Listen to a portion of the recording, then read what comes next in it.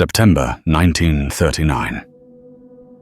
The phony war had just begun, and Britain faced an intelligence crisis that threatened to undermine every military decision it would make in the coming years. How do you know where your enemy is, what they're building, where they're moving? In an age before satellites, before drones, before any of the surveillance technology we take for granted today, the answer seemed impossibly simple and terrifyingly dangerous. You had to fly over enemy territory and take pictures. But this wasn't reconnaissance as anyone had imagined it. This would require something extraordinary, something that would push the boundaries of aviation, camouflage science, and human courage to their absolute limits. The story of how Britain painted some of its most famous fighter planes an unlikely shade of pink and turned them into invisible spies in the sky is one of the most remarkable and least known chapters of World War II. It's a tale that begins with a maverick Australian businessman flying a civilian plane over Nazi Germany with hidden cameras. It involves the most elite pilots in the Royal Air Force flying unarmed into the heart of enemy defenses, relying on nothing but speed, altitude, and the peculiar optical properties of a color most people associate with nurseries and romance. And it would produce over 20 million photographs, possibly as many as 26 million by some accounts, that shaped the course of the entire war. This is the story of the men who flew pink Spitfires into hell and lived to tell about it. Well, some of them did. If you were to imagine the person who would revolutionize aerial reconnaissance for the British military, you probably wouldn't picture an eccentric Australian businessman with a passion for color photography and a talent for bending rules. But Frederick Sidney Cotton was exactly that unlikely combination of traits, and his unconventional approach would prove perfect for the unconventional mission Britain desperately needed. Born in Queensland in 1894, Cotton had already lived several lifetimes by the time war clouds gathered over Europe in the late 1930s. He'd served as a pilot in World War I, flying night bombing missions over France. He'd worked in aerial photography, mapping, and even helped develop an early color film process. But perhaps most importantly, he had connections. Friends in high places, people who knew that Britain needed eyes on what Germany was doing, and who believed Cotton might be just reckless enough to provide them. In 1939, Cotton owned a Lockheed 12A, a sleek twin-engine aircraft that looked every bit like a businessman's plane, which was exactly the point. Working with MI6, Cotton modified this innocent-looking aircraft with hidden cameras mounted in the wings and fuselage. The cameras were heated using air from the engines, solving the problem of lens fogging that had plagued high-altitude photography. It was a brilliant innovation born from practical necessity. Cotton then did something audacious. He flew to Germany on what appeared to be business trips, sometimes even with German officials on board, all while his hidden cameras clicked away beneath the cabin floor. He photographed German naval bases, airfields, and fortifications, bringing back intelligence that traditional military reconnaissance could never have obtained. The Germans, proud of their military might and eager to impress foreign businessmen, never suspected that this friendly Australian was systematically documenting their war preparations. When war finally broke out in September 1939, the Royal Air Force quickly realized that their existing reconnaissance capabilities were woefully inadequate.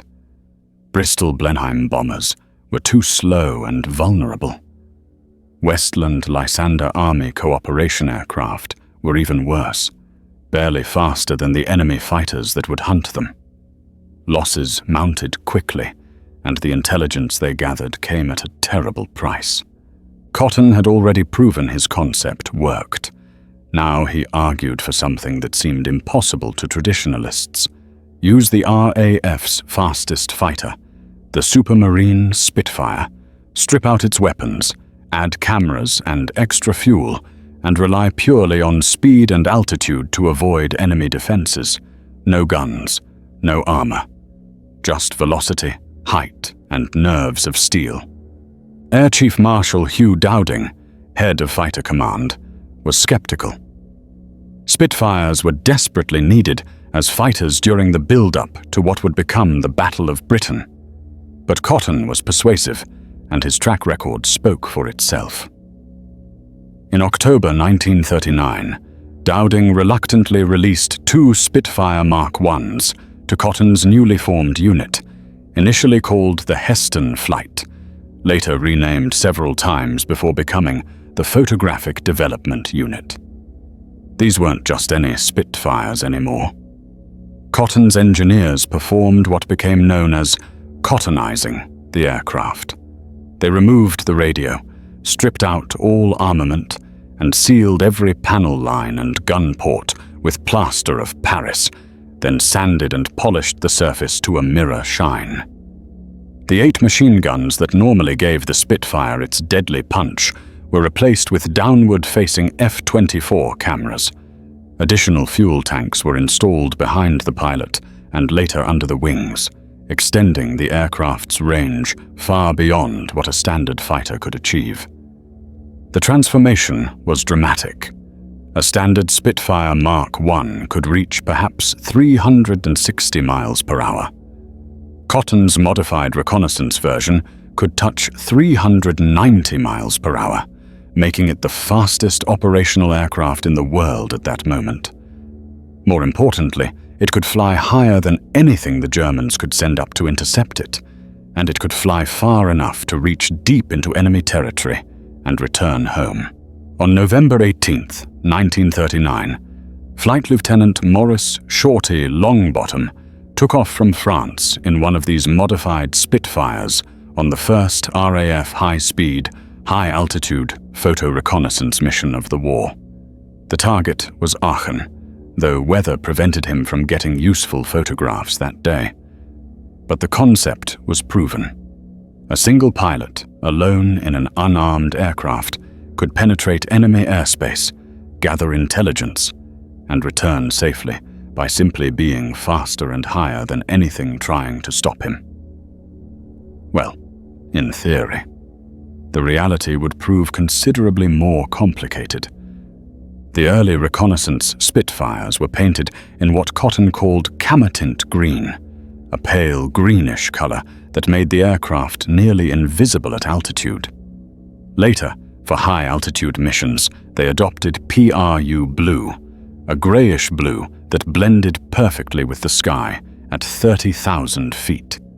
These schemes worked brilliantly for high-altitude photography, where the Spitfire could simply outrun and outclimb any interceptor.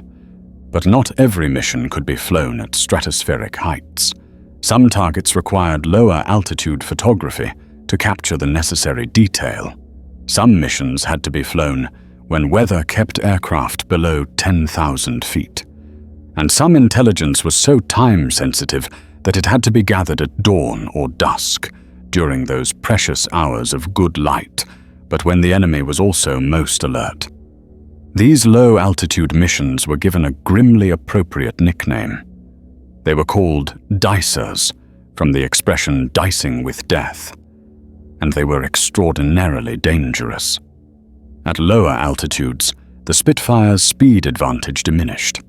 Enemy fighters could intercept. Flak batteries could track and target.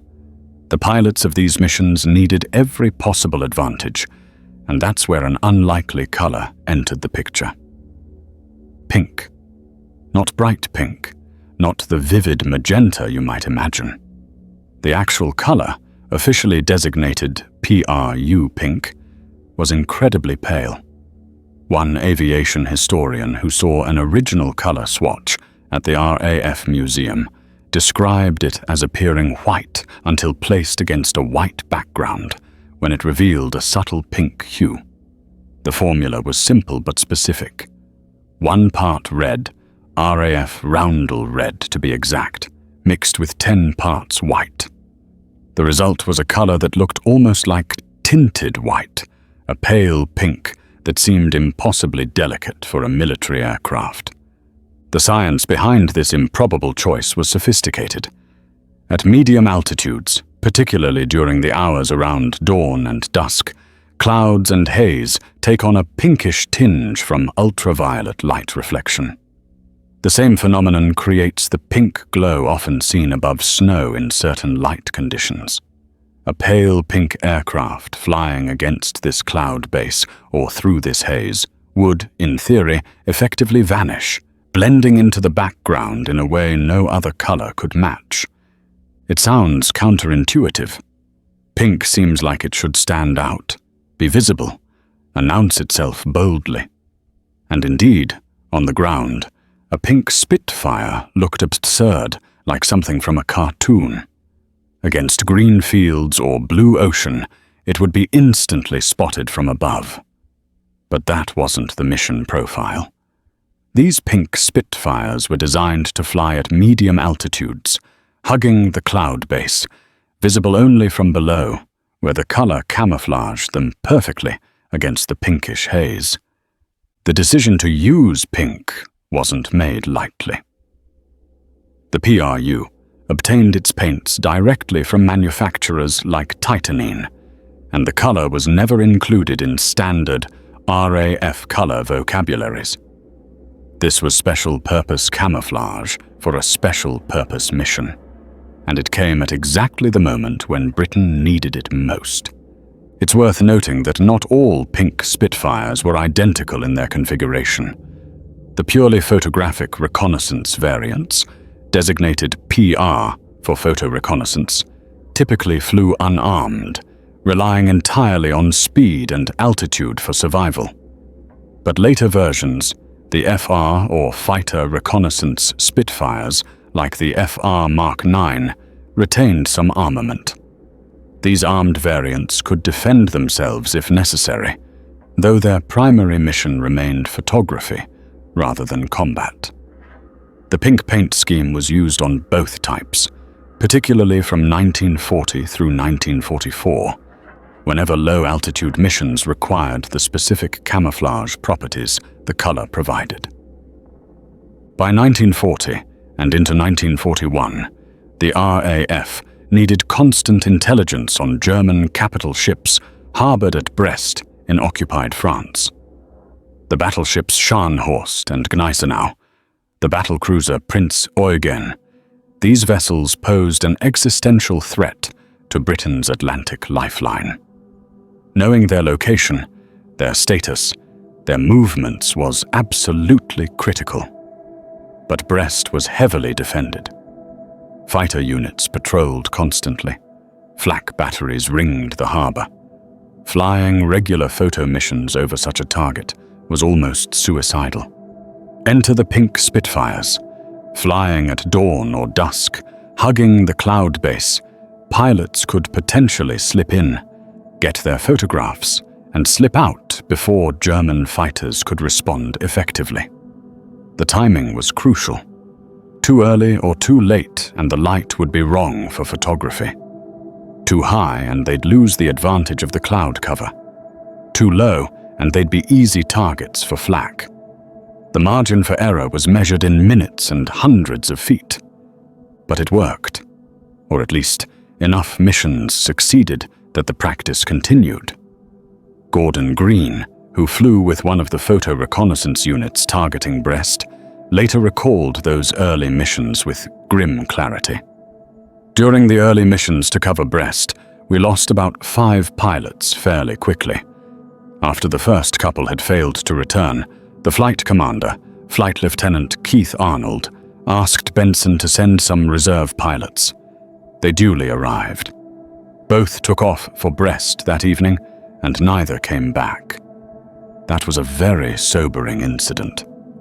The losses were horrific, yet the missions continued because the intelligence was deemed essential. Whether the pink paint made the decisive difference in individual cases remains impossible to prove conclusively, but the RAF kept using it throughout the period when such missions were necessary, which suggests they believed it provided some advantage. The statistics would bear out the danger. From its inception in 1939 through to the end of hostilities in 1945, the photographic reconnaissance units suffered what records now show was proportionally the second lowest survival rate of any Allied aerial unit during the entire war. Over 500 men would become casualties. The death rate approached, and by some accounts reached 50%. Life expectancy in the unit was measured in 2.5 months. These weren't bomber crews with 10 men sharing the risk and able to support each other. These were solo pilots, flying alone. Many in unarmed aircraft, deep into enemy territory, with nothing but their wits, their aircraft, and a paint scheme that made them invisible under very specific conditions. The pilots themselves had mixed feelings about the pink paint. Some believed in its effectiveness, trusted the science, and appreciated any edge they could get. Others thought it made them stick out like a sore thumb, though this perception likely came from seeing their aircraft on the ground, where it did indeed look conspicuous. Based on surviving accounts, pilots seemed to agree that in the air, under the right conditions at dawn or dusk with cloud cover, the pink Spitfires were genuinely difficult to spot from below.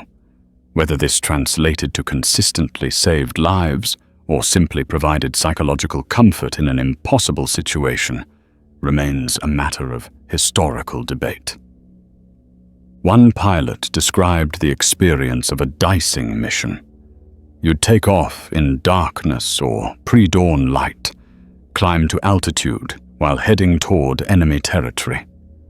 As you approached the target, you'd begin your descent, looking for the cloud base that would provide your cover. The clouds were both friend and enemy. They concealed you from above, but they also concealed German fighters who might be waiting. You had to fly a precise course, maintaining exact altitude and speed. Any deviation would ruin the photographs, and these missions were far too dangerous to justify failed photography. The camera, mounted behind the pilot's seat, was pointed sideways for oblique photography. This meant you had to time your shots perfectly. The target would disappear under your wing, and during those moments when you couldn't see it, you had to fire the shutter. It required incredible skill, split-second timing, and nerves that never faltered even when flak bursts bracketed your aircraft or enemy fighters appeared out of nowhere.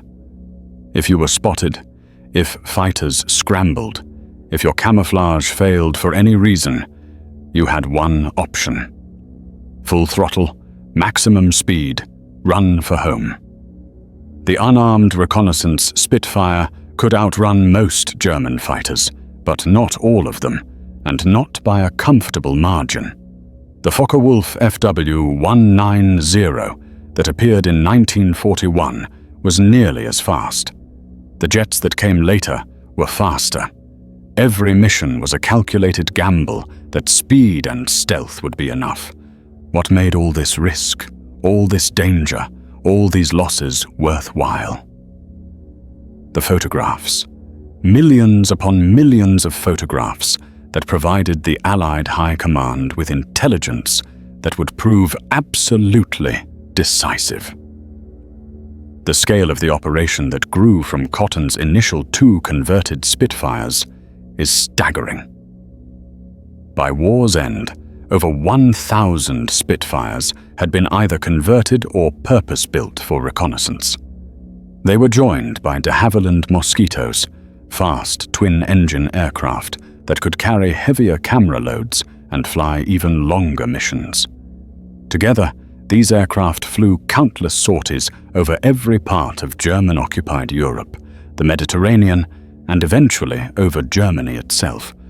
In total, the photographic reconnaissance units captured at least 20 million images during World War II, with some estimates reaching as high as 26 million. Each one developed, analyzed, catalogued, and assessed by a team of specialists at RAF Medmenham in Buckinghamshire. The interpreters at Medmenham, 635 of them, nearly a third of whom were women, sifted through these millions of images to extract the intelligence that commanders needed. And the intelligence was extraordinary. Reconnaissance photographs revealed German tank positions before Operation Market Garden. They showed V-weapon launch sites at Peenemünde, leading to the discovery of Hitler's secret weapon program. They provided the detailed intelligence needed to plan the dambusters' raid on the Ruhr Valley dams. They mapped every beach, every bunker, every obstacle on the Normandy coast before D-Day. Intelligence so detailed that Allied planners knew the thickness of concrete bunker walls and the exact positions of gun emplacements. One of the most famous reconnaissance achievements came on February the 12th, 1941, when a photo reconnaissance Spitfire took a picture that would be called the photograph that sank a battleship. The image showed the German battleship Bismarck at anchor in Kiel. The level of detail was so precise that naval intelligence could assess the ship's readiness state, its fuel status, and predict when it might attempt to break out into the Atlantic. When Bismarck did sortie, the Royal Navy was ready, leading to the famous chase and eventual sinking of Germany's most powerful warship. By 1941, the photographic reconnaissance effort was providing what some estimates suggest was approximately 80% of Britain's intelligence about German military activities. Bletchley Park's codebreakers got the headlines, and their work was indeed crucial. But it took days to decode and interpret encrypted messages. A photographic reconnaissance sortie could put current intelligence on commanders' desks by nightfall on the same day. The pink Spitfires played a vital role in this intelligence harvest, especially during 1941 and into 1944, when low and medium altitude missions were essential. After 1944, as the Allies gained air superiority and most reconnaissance could be conducted at high altitude, the use of pink paint declined. But during those critical years, when the war's outcome hung in the balance, when Britain stood alone, or nearly alone, against Nazi Germany, those pale pink aircraft, flying their dawn and dusk missions, provided intelligence that simply couldn't be obtained any other way. Consider the math. 500 casualties, over 20 million photographs, possibly more. Each photograph potentially saving lives, informing decisions, preventing disasters. The price was terrible. The value was incalculable. These pilots, flying alone in aircraft painted an improbable color, many without any defensive weapons, were gathering intelligence that would help win the war. They knew the risks. They flew anyway. The story of the pink Spitfires isn't just a British story. As the reconnaissance effort expanded, pilots from across the Allied world joined the photo reconnaissance units. There were Canadians like George Patterson Christie, who in June 1940 attacked and forced down an Italian bomber, then was reprimanded by Sidney Cotton for acting like a fighter pilot instead of focusing on his primary mission of bringing back photographs. Americans joined even before the United States entered the war, and after Pearl Harbor, USAAF reconnaissance units worked closely with the RAF, eventually using RAF methods and even RAF aircraft. The Mediterranean Allied Photo Reconnaissance Wing included pilots from South Africa, Free France, New Zealand, along with RAF and American crews. At least 22 different nationalities flew with the photographic reconnaissance squadrons.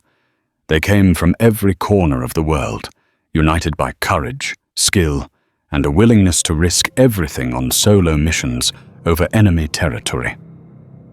The pink Spitfires they sometimes flew became symbols of this international effort. aircraft that transcended national colors to adopt a camouflage scheme designed purely for effectiveness. The pilots shared experiences that bonded them across national boundaries. The loneliness of solo flight, the tension of approaching enemy territory, the focus required to maintain precise altitude and heading while photographing targets you couldn't even see directly, the relief of turning for home, the prayer that your engine would keep running, that no fighter would appear, that you'd make it back one more time. Some didn't. 144 of the men lost in reconnaissance operations have no known grave. The nature of their missions meant they often went down over enemy territory, over the sea, in remote locations where recovery was impossible. They simply vanished, their sacrifice known only through missing aircraft reports and the photographs they'd managed to transmit before disappearing. One such pilot was Sandy Gunn from Auchterarder in Scotland. Shot down over Norway, Gunn survived and was captured. He ended up in Stalag Luft 3 and participated in the famous Great Escape in March 1944. Recaptured, he was one of the 50 prisoners murdered by the Gestapo on Hitler's direct orders.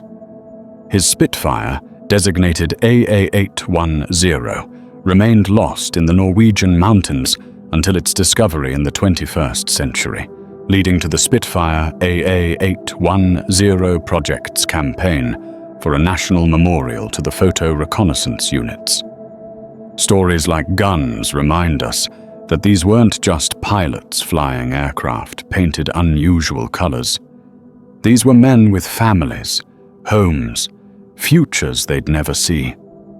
The pink Spitfires they flew were tools of war, but they were also symbols of courage, ingenuity, and the willingness to do whatever was necessary to defend freedom. While the pink paint was the most visible aspect of the low-altitude reconnaissance Spitfires, the actual technology inside these aircraft was equally fascinating. The cameras themselves were marvels of engineering, precision instruments that had to function flawlessly under extreme conditions. The F-24 camera was the workhorse of RAF reconnaissance, using 8-inch focal length lenses that could capture extraordinary detail from altitude. Later variants used longer focal lengths, some captured from downed German Junkers Ju-88 reconnaissance aircraft, whose Zeiss Icon cameras with 60-centimeter lenses were actually superior to anything Britain had manufactured. The RAF had no shame in using enemy equipment when it performed better. These cameras were mounted in configurations specific to each mission type. Vertical cameras pointed straight down through holes in the fuselage, capturing the classic aerial view used for mapping and target identification. Oblique cameras, introduced with the PR Mark V variant, were mounted to shoot sideways at 90 degrees to the aircraft's flight path, perfect for photographing vertical structures like buildings, cliffs, and ship superstructures. The cameras had to be heated to prevent fogging at high altitude, using Cotton's original innovation of routing warm air from the engine. They had to be capable of rapid-fire shooting, sometimes taking hundreds of exposures on a single sortie. The film had to be specially developed to work in high-altitude conditions, and the camera controls had to be simple enough that a pilot flying alone, hands on the controls, could operate them precisely while maintaining course, checking for enemy fighters, and navigating by dead reckoning. Navigation was perhaps the greatest challenge these pilots faced. Unlike bomber crews with dedicated navigators, reconnaissance pilots flew alone. They had to navigate to distant targets, often behind enemy lines, using only maps, dead reckoning, and occasional visual landmarks. No radio to call for directions. Radio silence was mandatory to avoid detection. Just the pilot, the compass, the watch, and the map. Then over the target, they had to fly a perfectly straight and level course. Any deviation, Any turn, any climb or descent would ruin the photographs, distorting the geometry that photo interpreters needed to extract intelligence. They had to maintain this precise flight while watching for enemy fighters in the rear-view mirror, checking their contrails to ensure they weren't leaving a visible trail, monitoring engine instruments, and timing their camera exposures. The skill required was extraordinary.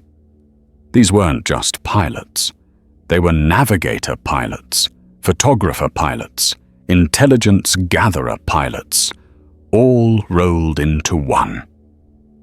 The training was intensive, the selection rigorous. Only the best pilots were chosen for reconnaissance work, and even they faced a learning curve that killed many before they gained the experience to survive.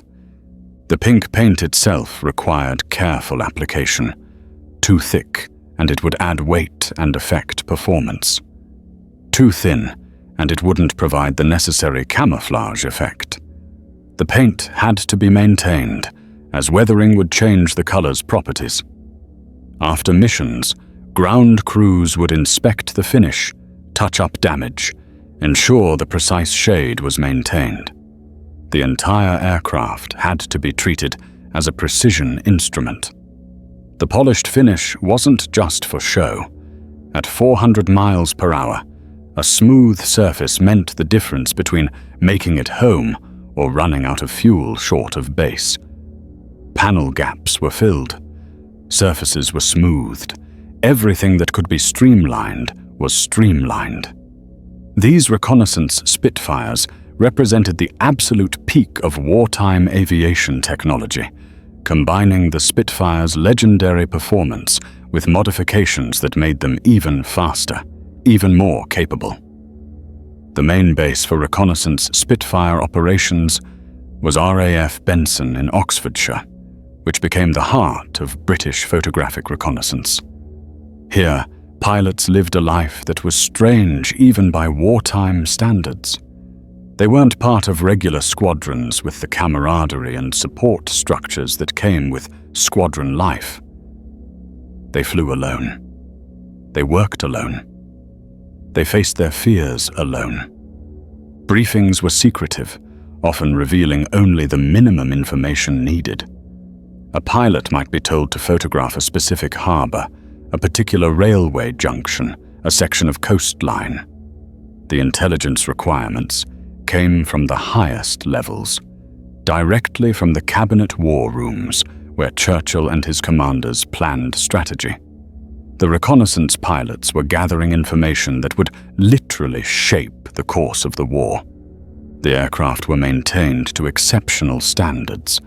Any mechanical failure on a solo reconnaissance mission over enemy territory was likely to be fatal. No wingman to escort you home. No friendly fighters to protect you. If your engine failed, you were going down in enemy territory. Capture likely. Death possible. Weather was always a factor. Unlike bomber operations that could be postponed, reconnaissance often had time-sensitive intelligence requirements. A target had to be photographed today, not tomorrow. If weather was marginal, you still flew. If visibility was poor, you still went. The mission requirements didn't change just because conditions were difficult. The pink Spitfires, when they were used, attracted attention on the ground. Pilots would sometimes face good-natured ribbing about flying a pink plane. But the jokes stopped when pilots didn't return. The jokes stopped when photographs came back, showing targets that would be hit the next day. Targets identified by the man who'd risked everything to photograph them. After landing, the film would be rushed to processing, and then to Med Menem. The pilot would debrief, describing what he'd seen, any enemy activity, any difficulties encountered. Then he'd wait. Wait for the next mission. Wait for the next time he'd climb into his pink Spitfire and fly into danger. Some pilots became legends. Adrian Warburton, flying from Malta, became one of the most decorated reconnaissance pilots of the war. His missions over Italian naval bases, over North Africa, over enemy convoys in the Mediterranean, provided intelligence that changed the course of the Mediterranean campaign. He flew low enough to read the names painted on ships' hulls. He took risks that terrified even other reconnaissance pilots. Warburton's courage bordered on recklessness, but his photographs were invaluable. His reconnaissance of Taranto Harbor in November 1940 provided crucial intelligence for the Fleet Air Arm's daring raid that crippled the Italian fleet. He disappeared on a mission over Germany in April 1944, his remains not discovered until 2002 in a field near Munich, still in his aircraft's cockpit. These men understood something fundamental. Their missions weren't about glory or combat victories. They weren't hunting kills or bombing targets. They were gathering information. Information that would save lives. Information that would prevent disasters. Information that would help Britain survive and eventually win. The use of pink camouflage on reconnaissance Spitfires officially ended around 1944 as the war situation changed. Allied air superiority meant that high-altitude reconnaissance became safer and more practical. The need for risky, low-altitude dicing missions declined. The pink Spitfires were repainted in other schemes or retired as newer variants took over. But the impact of what these aircraft and their pilots achieved endures. Over 20 million photographs, possibly more. Intelligence that enabled D-Day. Intelligence that found V-weapon sites. Intelligence that tracked German capital ships. Intelligence that mapped every corner of Nazi-occupied Europe. After the war, many of the lessons learned from RAF photographic reconnaissance influenced Cold War intelligence gathering. The techniques pioneered by Cotton and refined by countless pilots became standard practice. When the United States developed its U-2 spy plane and later reconnaissance satellites, they were building on foundations laid by men flying pink Spitfires. The color itself has taken on almost mythical status among aviation enthusiasts and historians. PRU pink represents something more than just a camouflage scheme. It represents thinking differently. It represents understanding that sometimes the most effective solution is the least expected one. It represents the courage to trust science and engineering, even when the result looks absurd on the ground. Modern military aviation still uses lessons learned from World War II reconnaissance. During the 1991 Gulf War, RAF Tornado, Buccaneer, and Jaguar aircraft were painted in a desert pink scheme that descended directly from PRU pink. The principle remained the same. Match your camouflage to the optical conditions you'll encounter, not to what looks sensible on the ground. The men who flew these missions have slowly been receiving the recognition they deserve. The campaign for a national memorial to the photo reconnaissance units gained support from across the British political spectrum. In 2025, Prime Minister Keir Starmer announced that a site had been agreed near the Churchill War Rooms in London, a fitting location given how the intelligence these pilots gathered influenced decisions made in those very rooms. The memorial will honor all 500 casualties, including the 144, with no known graves. It will recognize the 635 photo interpreters, 1/3 of them women, who analyzed those millions of images. It will tell the story of an international effort that included pilots from 22 nations.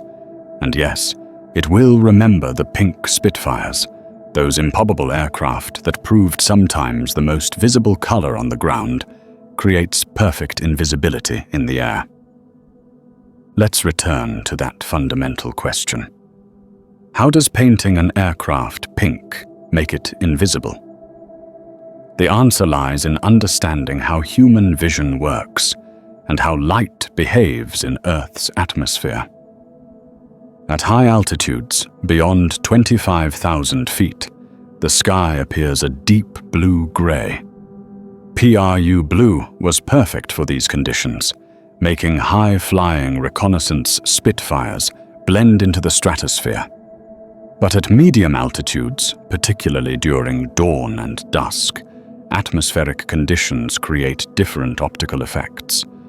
Ultraviolet light, scattered by water droplets in clouds and haze, was believed to create a pinkish tinge that's subtle but measurable. Our eyes adapt to it without conscious awareness, but contemporary accounts suggest it was perceptible. A pale pink object in this environment would, in theory, essentially disappear because it matches the background color perfectly, or at least closely enough to significantly reduce visibility. The effect is similar to why polar bears are hard to see against snow, or why certain fish are silver to blend with the water's surface when seen from below. It's not about being invisible in the traditional sense. It's about matching your background so perfectly that the human eye can't detect contrast, and without contrast, we can't perceive objects. German fighter pilots and flak gunners looking up at medium altitude would see clouds, haze, and somewhere in that confusion, a pink Spitfire that may have been significantly harder to distinguish from the background. The aircraft was there.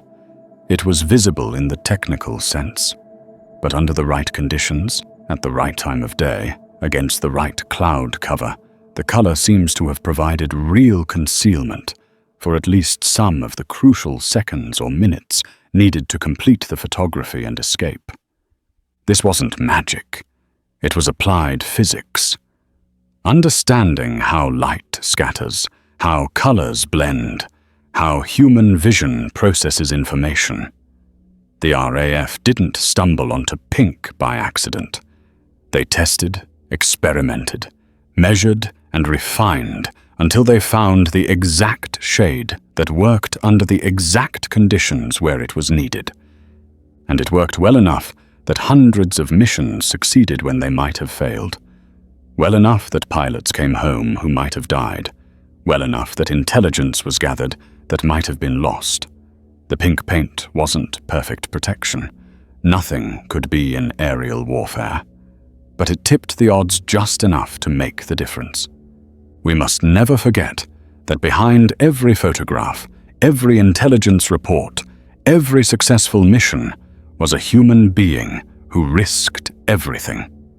The survival statistics are sobering. A death rate approaching 50%. A life expectancy of 2.5 months. These weren't abstract numbers. These were men, mostly in their 20s, who climbed into their aircraft knowing they might not return. Many flew in completely unarmed aircraft, stripped of all defensive weapons to save weight and increase speed. Others, in the fighter reconnaissance variants, retained some armament, but still faced odds that made every mission a calculated risk. When bomber crews were shot down, at least they could attempt to fight back. At least they had crew members to support each other. Reconnaissance pilots flew alone. If spotted, if intercepted, your primary option was to run, and hope you were fast enough, and hope your fuel would last, and hope nothing mechanical failed. Some were captured and became prisoners of war. Some evaded and made it back to Allied lines through occupied Europe, helped by resistance networks. Some went down at sea and were never found. Some crashed in remote areas where their wrecks remained undiscovered for decades. Each one left behind family, friends, loved ones, who wondered what happened, who waited for news that sometimes there never came. The 144 with no known graves represent the ultimate sacrifice. Not just dying, but disappearing so completely that even their final resting place is unknown. Their names will be inscribed on the memorial, a permanent record that they lived, they served, they gave everything, and we must remember the interpreters at Medmenham. The 635 specialists, 195 of them women, who worked in shifts around the clock, analyzing photographs, writing reports, extracting the intelligence that made those dangerous missions meaningful. They didn't fly the missions, but they were part of the effort, essential to transforming raw photographs into actionable intelligence. This is what the pink Spitfires represented. Not just a clever camouflage scheme, not just an engineering achievement, but the human courage to do what was necessary regardless of the risk. Britain needed intelligence to survive and eventually win. These pilots provided it. Some paid with their lives, all paid with the weight of knowing they might not come back from any mission. So why did the RAF paint Spitfires bright pink? Because science said it would work. Because pilots needed every advantage. Because the intelligence was worth the risk. Because sometimes the most effective solution is the least expected one. The pink Spitfires flew during some of the darkest hours of World War II, when Britain stood alone or nearly alone, when every decision could mean survival or destruction. The photographs they captured informed the strategies that turned the tide. The courage of their pilots embodied the determination that ultimately prevailed. Today, those pale pink Spitfires exist mostly in history books and museum displays. A few have been restored to flying condition, memorial aircraft that help tell the story. The original PRU pink color has been replicated by paint manufacturers, so model builders and aviation artists can recreate these historic machines. And the story of what they achieved grows slowly but surely in public awareness. The men of the photo reconnaissance units weren't asking for recognition. They flew their missions, did their duty, and survived or didn't based on skill, luck, and the margin of advantage that pink paint provided. But they deserve to be remembered. They deserve their memorial. They deserve their place in history alongside the fighter pilots and bomber crews whose stories are better known. Because while fighter pilots got the glory and bomber crews got the headlines, it was often reconnaissance pilots who provided the intelligence that made everything else possible. They flew alone into danger, many in unarmed aircraft, some in lightly armed variants, painted an improbable color that worked through optical science most people couldn't understand, and they brought back photographs that quite literally helped change the world. The next time you hear about photo reconnaissance, satellite imagery, intelligence gathering, remember where it started. With a maverick Australian businessman with hidden cameras. With pilots willing to fly into extreme danger, many in unarmed aircraft. With scientists who understood that pink of all colors could make you harder to see under specific conditions. With over 20 million photographs, possibly more, that cost 500 lives and helped save millions more. That's why the RAF painted Spitfires bright pink, and that's why Germans never saw them coming. If you enjoyed learning about this incredible chapter of World War II history, please hit that like button and subscribe to the channel for more deep dives into the stories that shaped our world. The courage of these pilots, the ingenuity of their engineers, and the effectiveness of their missions deserve to be remembered and shared.